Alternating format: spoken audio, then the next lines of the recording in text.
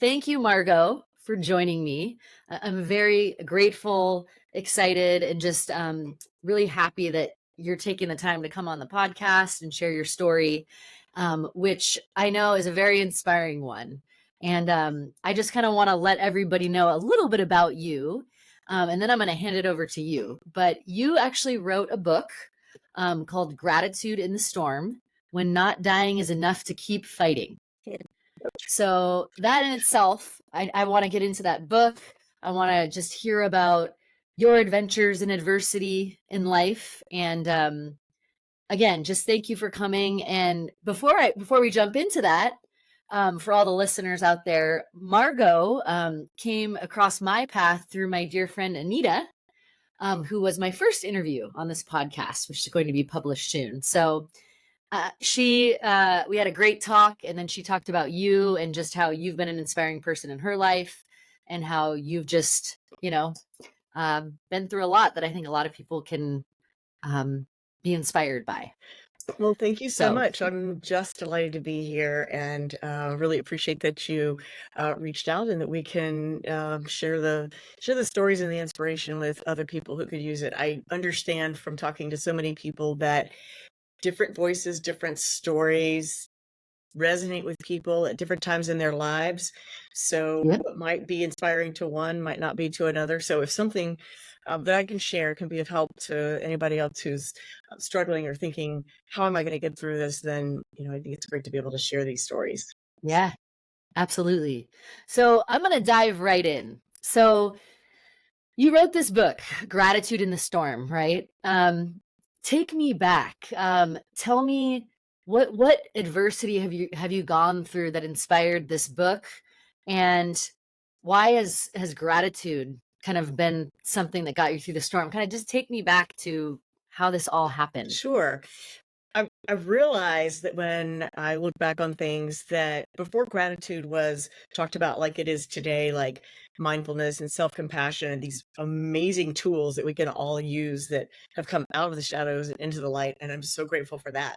I remember I think it was the early 90s, when I would feel overwhelmed and frustrated. I'd been through some hard things in life. I'd been through a divorce, actually, and some other things. And when I would feel overwhelmed, I realized that I felt better whenever I played what I called the grateful game. And I would think, okay, what am I grateful for? What can I just start thinking about that will make me feel even the tiniest bit better? And I would go, okay, well, I have a car, so that's great. I have a job. I might not even like the job, but I have it. I have friends. I have a place to live. I have two eyeballs that work. I would just start really building sort of a gratitude rampage almost. And it does make a difference. It's so interesting. So I discovered it way back then. And so I've called upon gratitude and playing my grateful game ever since then. And Yeah. there are times when it's easier to call upon than others. So I have been through I've had a lot of character building opportunities. And Yeah. I joked that 2020, I felt like I was being selfish, like denying other people opportunities.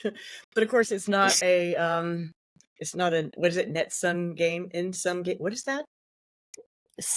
Zero sum game, zero. I'll pause for a I don't know. second so your editors can get it right. Yes, exactly. But I realize it's not a So zero-sum game, and we just get what we're dealt. And it's not adversity isn't it, best to my knowledge, best to my observation, is not dealt handed out evenly across the spectrum. So right or wrong, some people get more than others. That's just the way it is.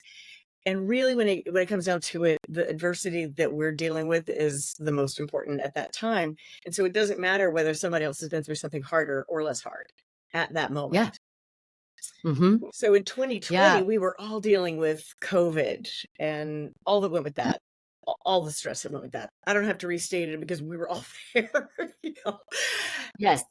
And the week that I got a cancer diagnosis was the same week that COVID came to the country, in the first week of March. I remember Wow. sitting in the hospital watching on TV Tom Hanks and his wife announcing that in Australia they had it, and the I remember that. right, and the news people were Mhm. saying, "Well, it's coming here," and it wasn't yet. We had none in the US when I got and this was my second diagnosis, which was a new and more dangerous, actual life-threatening diagnosis. I thought I had garden variety bladder cancer, but in fact I had that plus also a really terrible, um, sneaky, fatal, recurring cancer that's called plasmacytoid. And a tiny percent of bladder cancer patients get it. There are terrible numbers on survival rates, so just don't look it up because I'm Yeah. So here and I'm grateful for that. yeah. Yeah. So that was going on at the same time, and I was fortunate to have access to the best doctors and going through my treatment. The cancer protocol for treating this kind of cancer is four rounds of four kinds of chemo every other week for 3 nights. It takes 30 hours to go through all of the drips, ending up with one that's Mhm. called the Red Devil. The nurses that deliver it wear a hazmat suit to just carry it in a bag, and then they drip it straight into your bloodstream. But it works. If it didn't work, Yeah. we wouldn't undergo it. So that was every other Right. week for 8 weeks, and then I had a 6 week break, and then I had major surgery, Mhm. and that was horrible. And I was in the hospital the whole time. All this time, I was by myself, so it was As lonely COVID's on hitting. top of Mhm. right pain and agony and frustration. That is just I could not believe what I was experiencing. Me and other people in the hospital. Um, Like surreal, right? Real. We're like Surreal. we stood in line at 5 in the morning. I felt like I was in a bad movie. We stood in line 6 feet apart from each other, and we had all these stations that we went to with the plexiglass. And okay, here's your outfit. Your pajamas or whatever, your gown and your little slippers. Okay, go to the next station, and they're going to tell you what room you're in, and then go to the next station, and they'll lead you. And so, just by yourself is just so hard. So waking up, I was there for a week. That was really hard. And I am happy to go into more detail about it later, but it Yeah. was And so hard. And there was a night when I thought, I just can't take it anymore. How can this be worth it? It is, I'm in such pain. I'm so lonely. I'm really tired of fighting this cancer. I'm just really tired of feeling lousy and being bald. And now and then I had a disfiguring sort of surgery. It's a lot to take in, and then the pandemic's going on, and meanwhile other things are happening in life, right?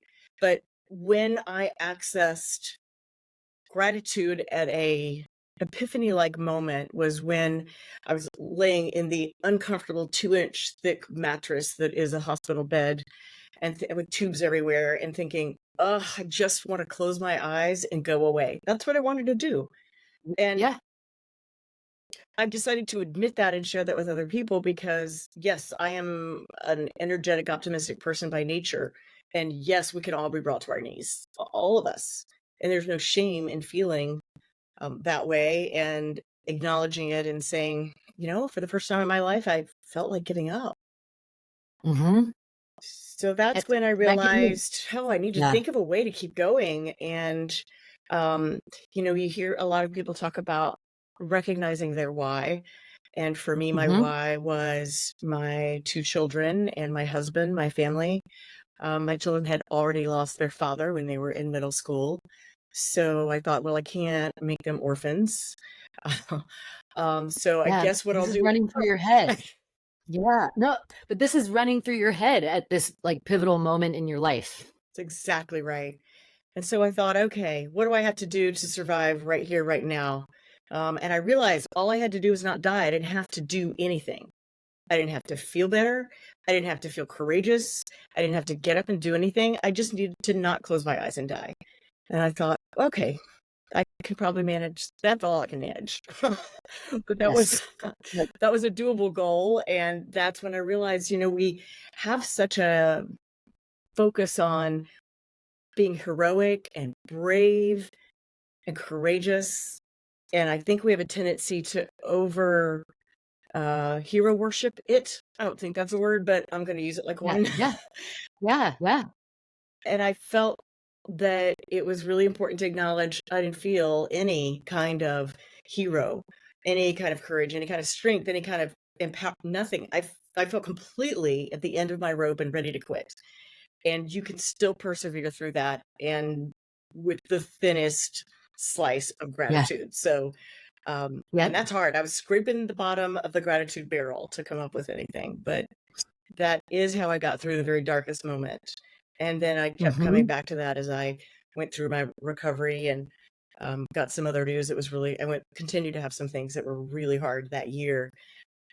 So it just made such a difference in how I could keep going. Yeah.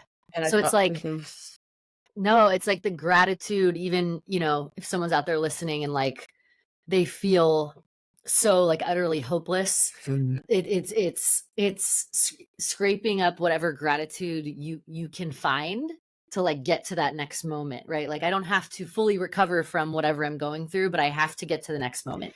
yes, and And that gratitude can be microscopic. It can be invisible like, to the eye.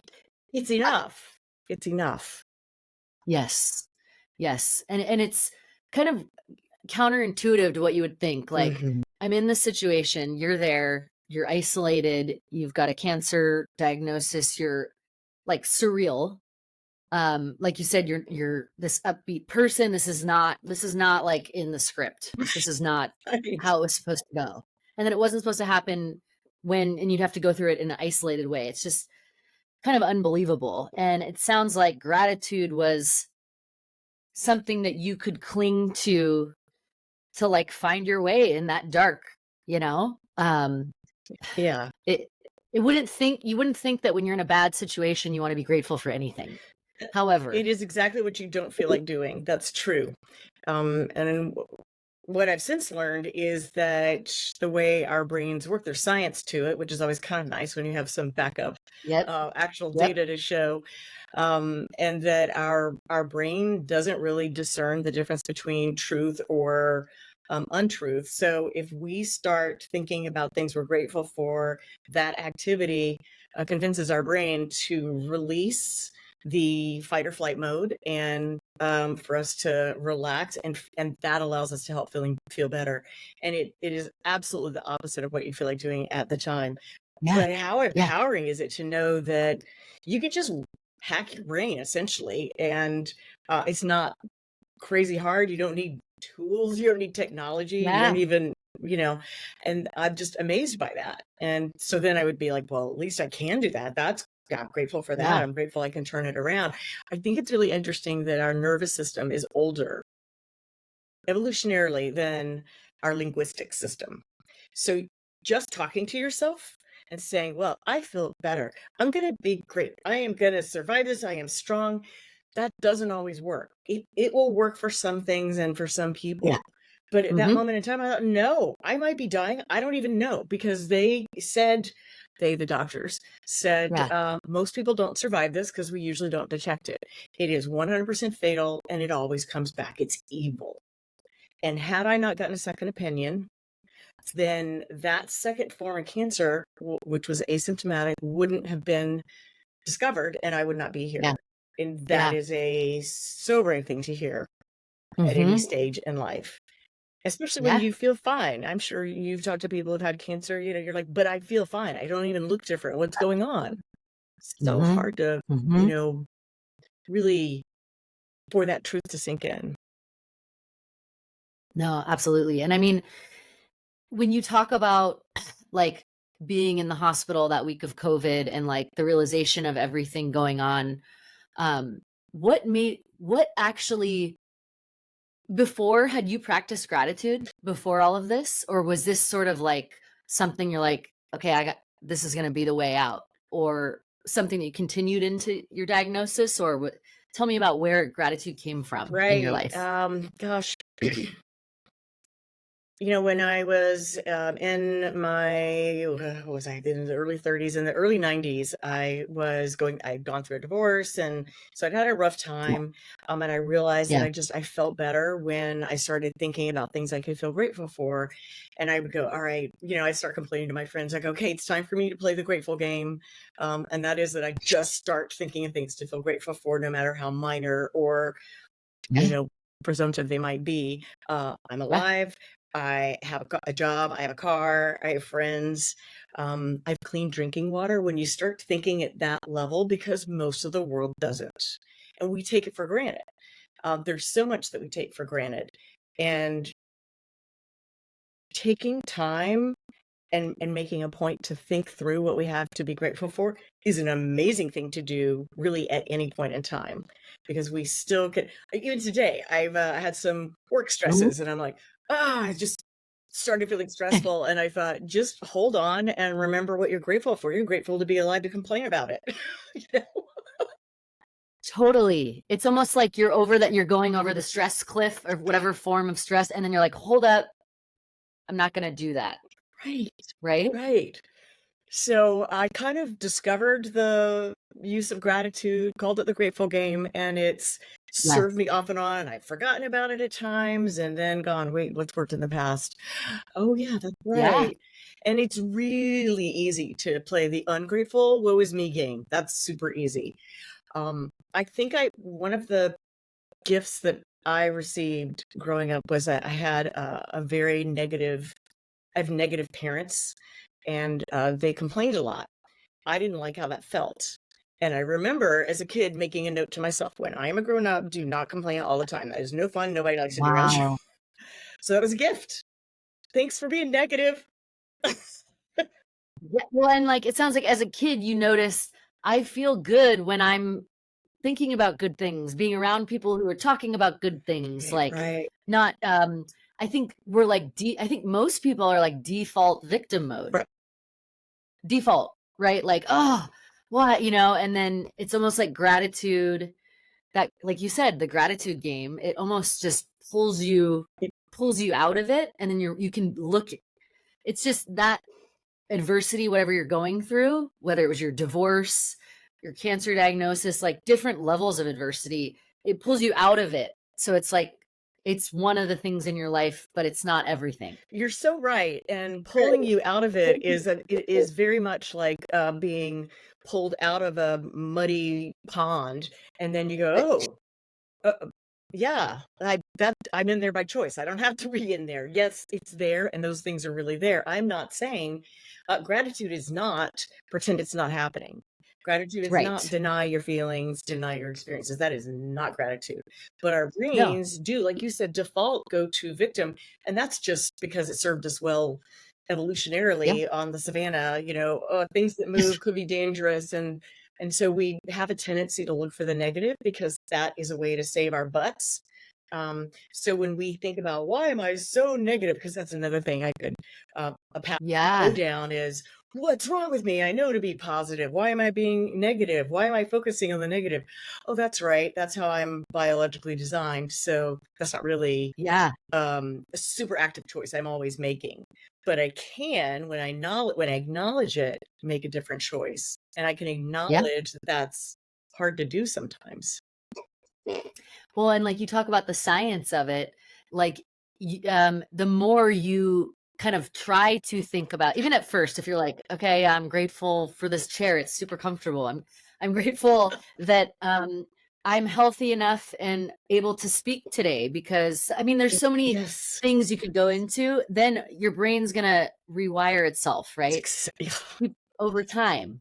Right, I think that is one It- of the great gifts of science, is to get um, the proof that we can rewire our brains. Our brains are plastic even until our old age. It's not just when we're young, because, I don't know about you, but I'll hear about uh, new discoveries about brain development in youth and that kind of yeah. thing. I'm like, well, that ship sailed. There's nothing I can do now.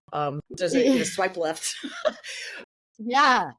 But when It, yeah, mhm. we hear that we can reroute, and it takes some effort, yes, but Sure. that it's Yep. possible. Yeah. That's a gift. Yeah, I heard some analogy about like, once you start a gratitude practice of even if it's like 3 times in the morning or 3 times right before you go to bed, what you're grateful for, and you can do it with a partner or anything, that after about 21 days, and I'll put like a link to this study, your brain will start to scan the environment to find things. It's like, "Oh, we're doing this now? Okay. I'll start finding things proactively for you to be grateful for." It like wants to serve what you want, Right, right? right. That is such a great point. I remember It's hearing that on a podcast or something somewhere, and I thought that's also it amazing that your brain kind of is like it's like an AI assistant, and it's like, just tell me, are we looking for it negative? Are we looking for positive? I don't care, but I'm gonna do what you want me to do. Totally, totally, and then over time, apparently those so they're like little highways in your brain, and it'll become like a road like the negative thought pattern, the neurons will stop firing there, and it'll still be a road, but it'll be a road that, like, collects dust and nobody's using it. They're gonna use the new road, Right. and I'm like, "Oh my god, I get that." It's mind blowing. Y Yeah, it really is, and then the fact that it actually got you through a divorce, a cancer diagnosis, COVID, those are major life events that take a lot of people down, like mentally, Well, right? yes, and I shared with you the when I was brought to my knees with despair Yeah. and exhaustion, and also this is a very depressing time we were living in. It's just bad news after bad news. It's 100,000, it's 200,000, it's a million. That's what was happening while I was dealing with not dying, and it was lonely in addition to all of that. And then the hardest thing that I can think of in a long time was when 6 weeks after my surgery. So what they do for bladder cancer is they give you adjuvant chemotherapy to help make sure it's preventative, sort of. Yep. They'd already removed the tumor, so they do that. Then you wait 6 weeks, and then they do what's called a radical cystectomy. So they remove your bladder, and if you're a lady, they remove a few other things. Yeah. And I just want to know why my stomach isn't flatter as a result. There's less in there. Yeah. You're like, "While What? you're down there." Can you give me a little something something while you're? But no, no, that's not how it works. Yeah. Oops. So it's life-changing surgery. That's a lot to get used to. I have a permanent bag. I have a hole next to my belly button, a couple inches over, and that has a bag that goes over it, and that is where my urine comes out because I don't have bladder anymore. So they just put the ureters together. They Yep. tied into a little piece of intestine they got from somewhere within me, Yeah. and then Uh-huh. but that doesn't have. You can't control that. It just is part of your intestine, I guess. So I constantly got a bag. That is not a look I was ever going for, and yet just this week I went scuba diving with the bag. Whatever, it's not stopped me from anything. Yeah, so That's it amazing. is amazing. So, it's so and thank you for sharing that. I know that this is a lot of personal stuff that, I just appreciate you being so candid, Yeah, because people listening are going through things that are hard, that people know about, that they don't want people to know about, that they right. can't believe, I just know. you never imagined yourself having to go through that, yet you're like, "Okay, well, you've been through other things like this, add it to the list, and I'm still going scuba diving. Like, what do you want?" That's exactly right, Brie. Exactly right. Yeah. So why do I want to let it take any more joy than it's already taken? I don't want to have it limit me anymore. And when the doctor, my oncologist, who was amazing, Dr. Ashish Kamat at MD Anderson, he said, most people tell me they wish they hadn't worried about it because it's not that big of a deal. So as far as impacting what I can and can't do for life, I agree with that. As far as impacting how I dress for the day and how good I look, that's a little more of it. But I'm a girl, and we like our clothes. We like to, I work hard Yeah, to try to stay fit, and it's just, yeah. but it's minor, relatively speaking. I'd rather, what is it they say in my group? In my bladder cancer group, I'd rather have the bag than be in a box. So it's again, you're defaulting to the gratitude. Right. I'm here with a bag versus not here That's right. without a bag. And I mentioned the bag and I mentioned the surgery because we don't talk about this kind of cancer very often. And this is number 6 to number 10, depending on what study you look at, but it's above most of the other cancers. So a lot of the cancers that we do talk about, breast cancer is number 1, Sure. and then I forget after that, but like lymphoma is below breast cancer, but we talk about that one. Yeah. So it has this sort of shame and it's below the belt. And I just am bound to determine that we're going to stop. You don't need shame on top of fighting cancer. No. I am grateful for my husband bringing me coffee. Hey, but you do need a coffee. Good coffee. That was great. That was great timing. I Wasn't that love great it. timing? Yeah. That was amazing. Yeah. So I love that we can choose, and that choice is hard sometimes. And that's why I love starting with something small. Like I am grateful for this coffee. I'm grateful for drinking water that's clean. I'm grateful for a roof over my head. I've been at a phase in my life where I wasn't sure if that was going to continue. And I know other people can relate to that too. Yeah.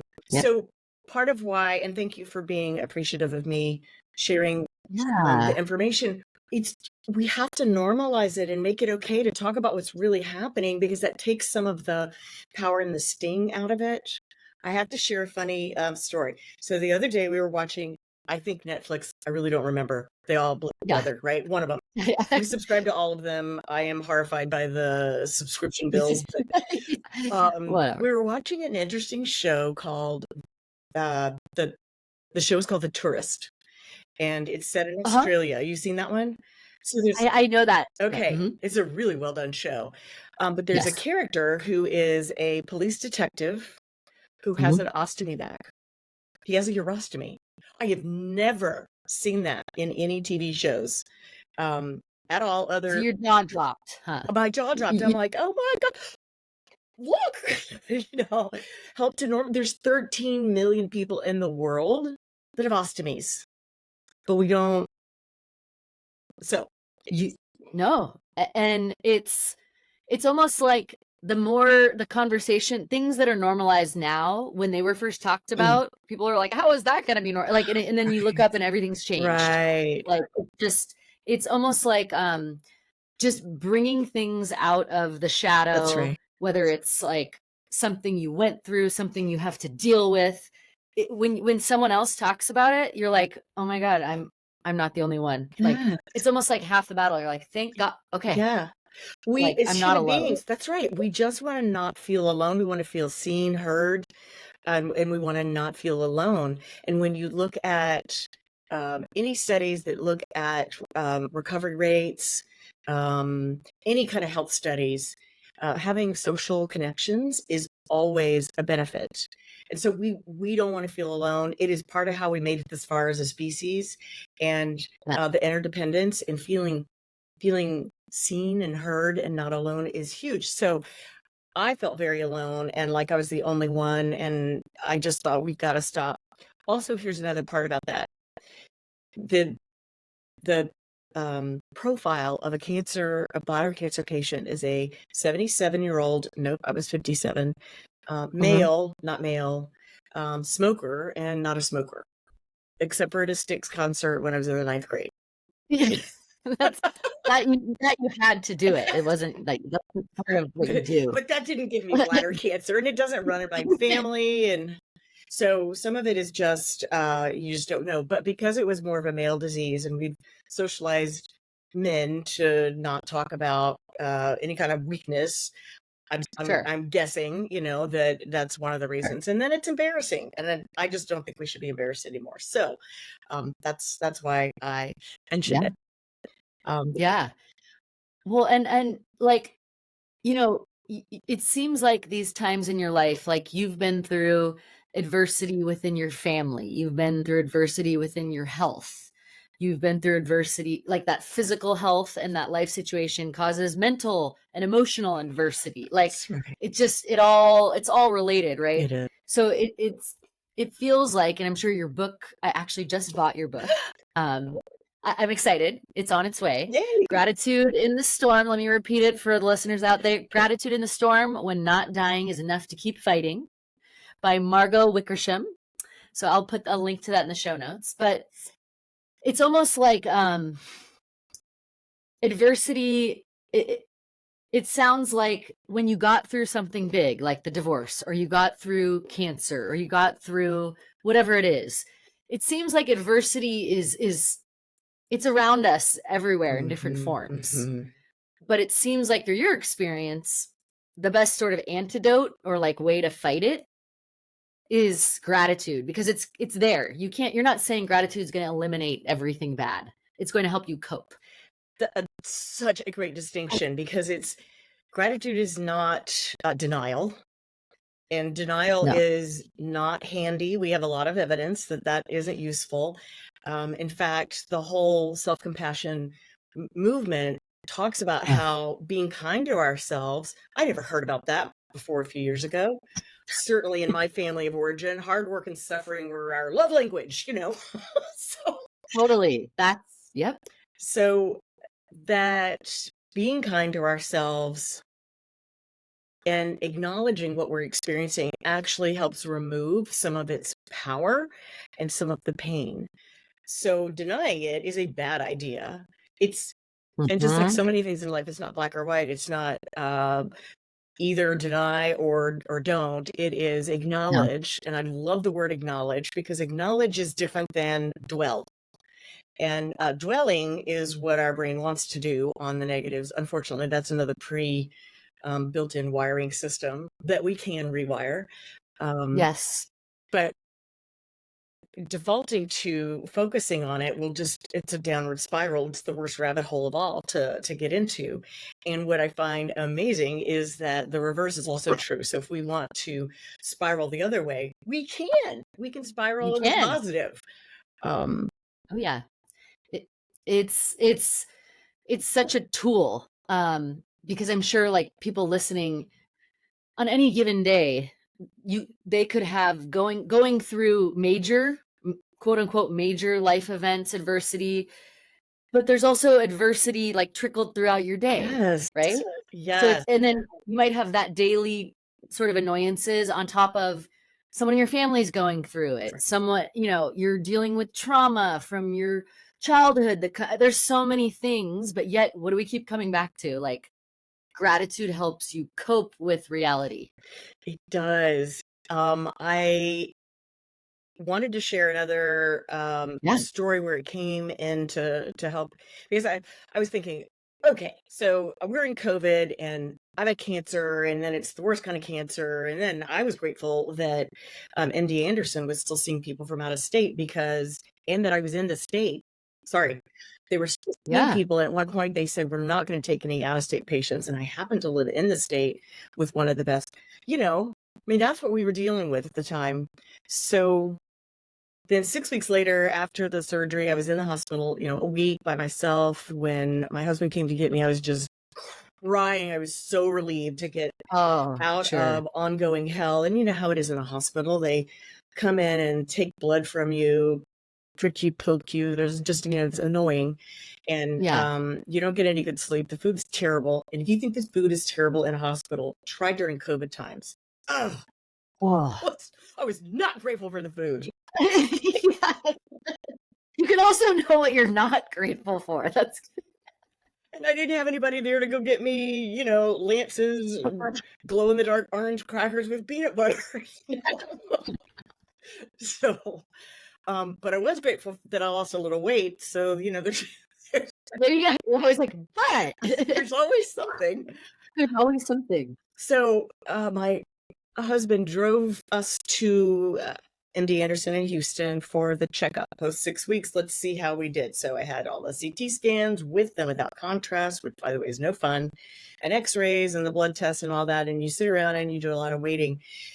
And then I was waiting for the doctor to come in and tell me if I was cancer-free, did this work or not? Was I going to live? And my phone rings and I look at it and it's a 904 area code. And that's Jacksonville, Florida. That's where my elderly mother was.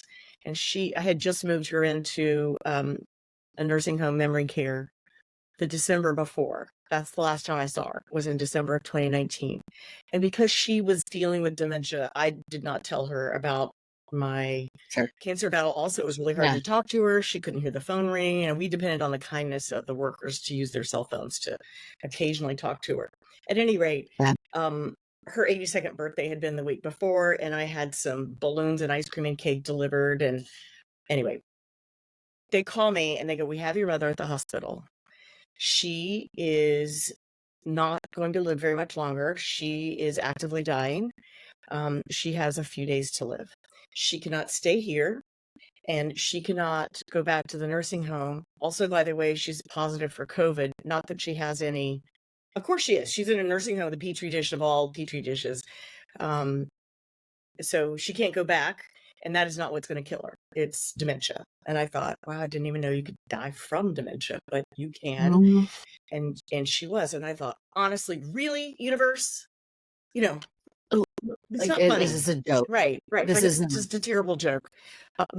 One person who is a writer, a friend of mine, said to me, if you turned in this story of your life to a publisher, they would say, take half this crap out. This stuff doesn't all happen to one person at once. It's too much. Telling you it did. So, and I don't share it to one up people with adversity. I'm not here to say my adversity is worse than yours, because it's all different. I have a friend who has much less adversity in her life and many more financial gifts, shall we say. Sure. And when she complains about something and it's not something dire like this, she goes, "Oh, I'm sorry. I shouldn't complain. I haven't fought cancer and all that." And I go, "But we all have our own experiences. They're all valid. And I don't win the prize for the most adversity. And that means you don't get to tell me about yours that is secondary and not as bad as mine." No. Yep. Everything It's a great point. is acknowledged, is the way I feel about it. So it is not a competition for anything. And we just get what we get sometimes. It's not, we don't have control over that much, really. We don't. It's like almost the control is your response. It's response, exactly. And so I sat there thinking, I cannot believe this is for real happening right now. And they go, also, you need to make arrangements with hospice. And by the way, because she's COVID positive, she has to go to a special COVID hospice thing that we have just made out of a gymnasium somewhere or whatever. I don't even know. And that was going on while I was waiting to find out if I was going to live or die from all of this treatment for cancer during COVID. Incredible. So I thought, what do you do with these two things? Well, the doctor, so I'm telling my husband what's going on, and then I put the phone on the counter, because remember, he's in the car. He can't come in with me, on speaker. And the doctor came in, and the doctor said, well, no evidence of disease. And that's as close as they're going to get to telling you don't have cancer. No evidence of disease. I was like, I mean, unbelievable relief. I can't think of another time I felt more relief and gratitude. And I had access to these amazing doctors and the second opinion and a husband who's loving, so many things. Easy to feel gratitude in that moment. And yet it's almost like life was showing you, like, you have all these sources of adversity. Some, you get one kind of eases up with that no evidence of disease. Then you've got gratitude there, and then you turn and you're trying to kind of like take in the news that you're getting. It was massive. And I thought, how I'm pretty experienced in dealing with a wide variety of things. I do not know how to handle both these two things at literally the exact same time. So how did you get through that? Yeah, what I decided to do was I said to my husband, I go, okay, we have a 3-hour drive. We're going to take 2 hours. And we're going to celebrate. We're going to drive through Chick-fil-A. We're going to get French fries, waffle fries. We're going to get a milkshake. Yep. And a real Coke. And we're going to talk about how relieved we feel. We're going to talk about how grateful we are. We're going to talk about all of the great things.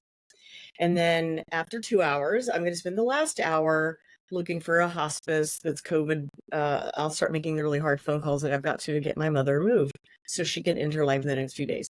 Just staggeringly polarizing. But that's what I did.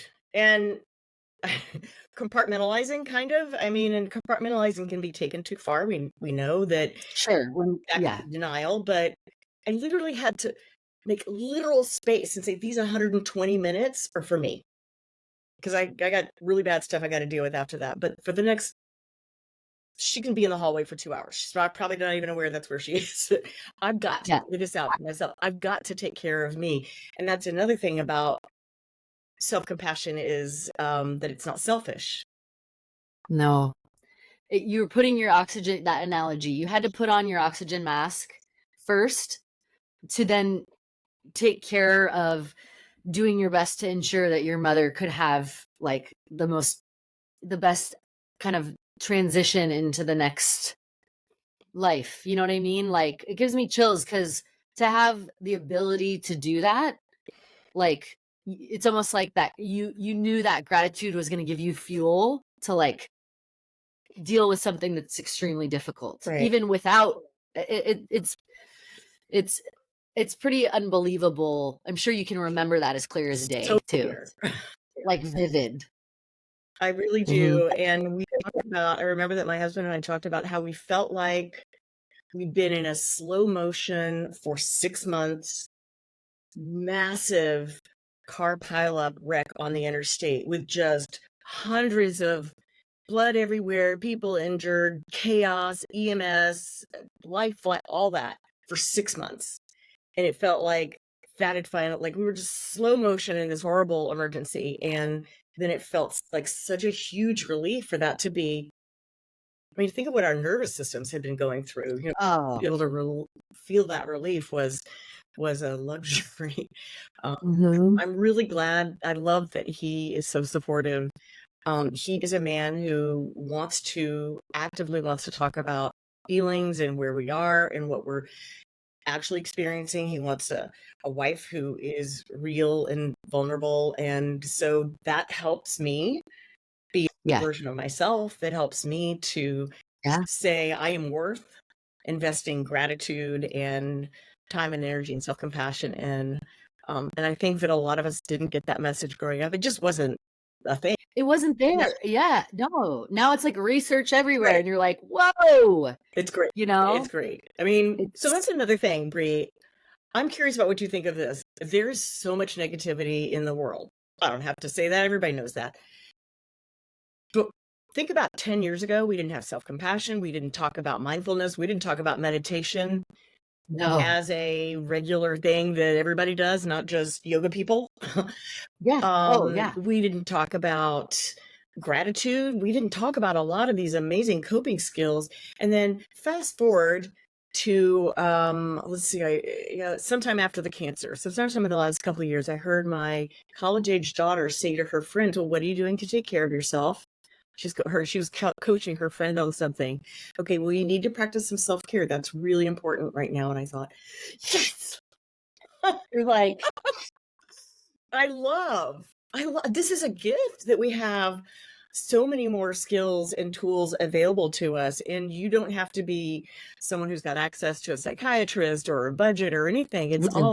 There's more no. available to all of us. So I feel like that's a really Yep. positive thing. And that's what I choose to focus on.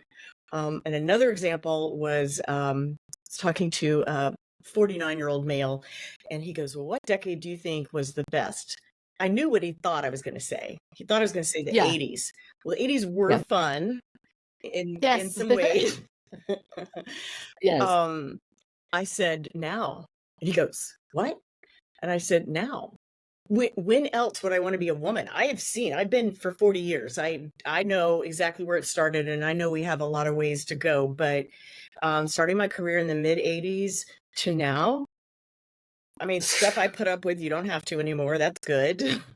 Oh, thank you. Yeah. God. There's many more role models. There's still work to be done. But would I want to be a woman, a person of color, or even a guy? Because guys weren't allowed to have feelings. You're Yeah. supposed to Now be, you can. they were locked in a box of it looks like this Oh, would be a man. And all of us had limitations on us. So I feel like there's so many more positives um, than negatives for our species. But yeah. that's me doing Well, and gratitude. hey, see, your brain can't help it. It's constantly looking for things, right? That's right. It is Uh, just what you said. yeah, and it's seen you through so many dark times that it is on the lookout for good things, because it knows, it probably is like, okay, when we went through our cancer, she thought a lot of good things about all the things, and we got through that.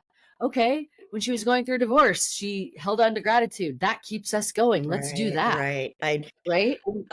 You're right. I inadvertently trained myself to do it, which made it easier to call upon in the darkest. It Yes. Well, Margo, I could talk to you for hours and hours, and I feel like I'm going to have to invite you back, because there's so many, like, talking about, the tip of the iceberg with fighting cancer, with navigating your career as a woman. There's just so many topics. I want to even just do like an episode specifically on your book, and like going in through parts of that. So if you would be open to it, I'd love to have you back. But Oh, I'd love to be back. Yes, absolutely. yeah, Absolutely. I just wanted to thank you, because this podcast, the goal of it is to get all of those stories that people maybe don't want to talk about, or things that they want to share with other people, get it out there, so Right. that when they're going through a dark time on a walk or in a hospital bed, they can throw on something and be like, okay, like, this lady has seen the darkest of the dark, and she's telling me this worked. Okay, I can try that. I'll try it. And And then,